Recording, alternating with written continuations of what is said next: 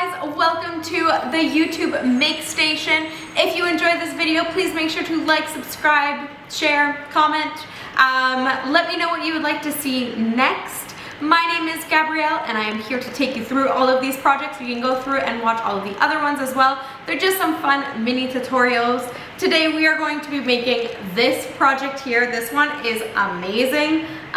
It's a fun little landscape. It's a really great way to quickly make a cool landscape. It's great for decorating a card or whatever else you would like to do. All you'll need for this project is a pencil, some markers, a pen, and any circular object. So usually we use a paint palette or a bowl will work, or a round of tape, anything that's round that you can trace. Just grab that, come on back, and let's get started. Alrighty, so I grabbed this IKEA planter. Any household item will do. And what we are going to do is just trace around that circular object. So just hold it down and then trace around just like that. Take your time.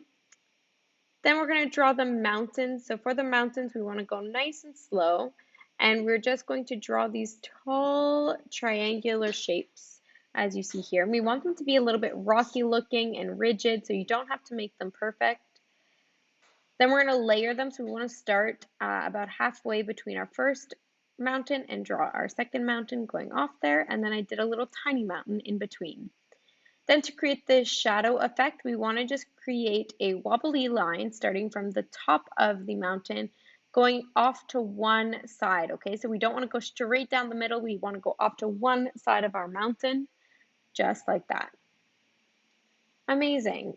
Once you've done that, you can also add the vines on the side there. So I did these kind of long rainbow shapes that are almost like rainbow and teardrop shapes. So we're going to go up and loop it down. So make a tall rainbow, loop it back in, tall rainbow, loop it back in. And I just go nice and slow along the sides of my circle to create this kind of vine effect. You don't have to do this if you don't want to. I just think it's a really nice effect. It kind of just holds the whole circle together and the whole landscape together instead of it just being in a circle. So you can just keep adding those there. So I'm going to do one vine, and then I'm going to go on the other side and do the same thing. So just those tall rainbows. Take your time. You can pause the video if you would like to and just do these vines on your own time and then start the video again. So we're just going to bring them all the way down. You can also go all the way around if you would like to. I just chose to do two vines kind of holding the sunset. Beautiful. Then we're going to add the actual sun. So I just did I tried to map out where I wanted my sun to go and then just drew a little sun. So I made mine setting, but you can do yours in the sky. You can also make it a night sky if you want to. You could do a moon. It is totally up to you. And then we're going to choose our colors. So I'm going to start with my vines. I picked a green there. Again, if you want to get the same markers that we have, I have it linked down below. These markers are fantastic. I highly recommend them. Perfect. Beautiful. And then we're just going to color in the sun. So I chose a bit of a darker yellow for the sun. And then I started in my sunset. So I'm going to go in with a lighter yellow for the bottom of the sunset. And it's on this printer paper. These markers don't blend fantastically, but as you can see on the other sunset there, the colors blended a lot better. So the great thing about these markers is that they blend really, really well on thicker paper. Just on the printer paper, it just seeps right through. So I recommend getting a thicker paper. Watercolor paper is great, or any other paper will do as well.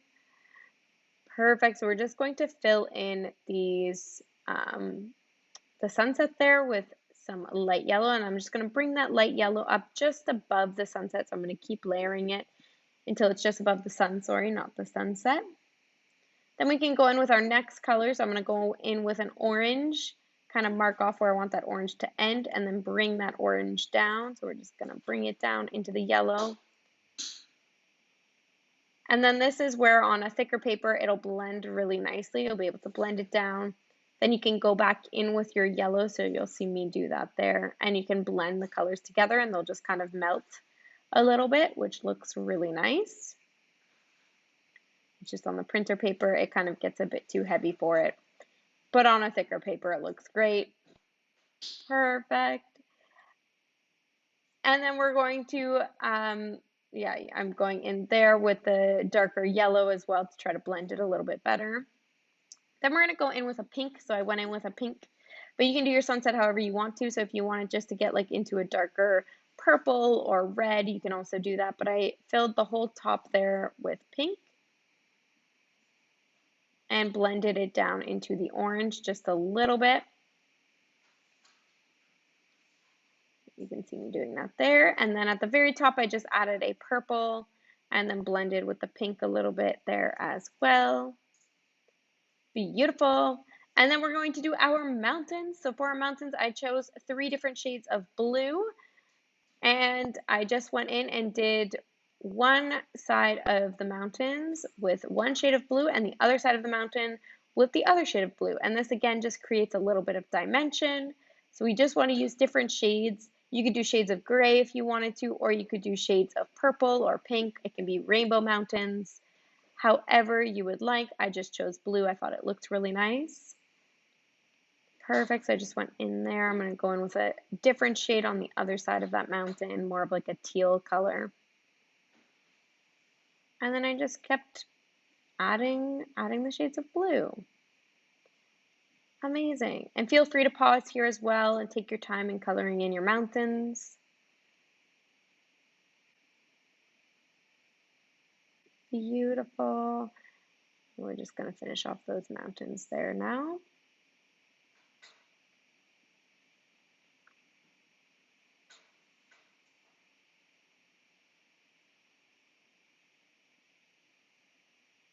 Wonderful.